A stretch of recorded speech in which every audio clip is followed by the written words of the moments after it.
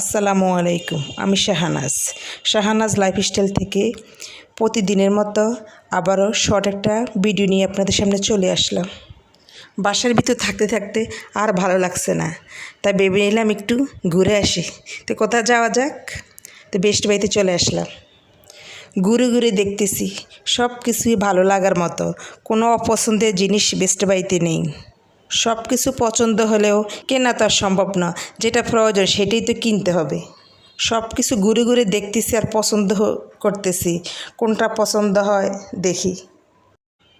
যা যা কিনি সবই আপনাদের সাথে আস্তে আস্তে শেয়ার করব। আগে থ্রি পিস শাড়ি এগুলো কেনাকাটা করতে খুবই ভালো লাগতো, এখন আর ওগুলো ভালো লাগে না। শুধু সংসারের কেনাকাটা করতে, রান্নাঘরের কেনাকাটা করতে আমার কাছে খুবই ভালো লাগে। কে কে আমার মতো কমেন্টে বলবেন। বেস্ট বাইতে সব জিনিসের দাম একটু বেশি মনে হয় আমার কাছে। জিনিসগুলো ভালো মানের, এই জন্য মনে হয় দাম বেশি আমার কাছে, যা মনে হয়। সব কিছু পছন্দ করা শেষ, এখন কাউন্টারে নিয়ে আসলাম। যেগুলো নিয়ে নিলাম, দুটো সাইড মগ নিয়েছি, খুব পছন্দ হয়েছে আমার।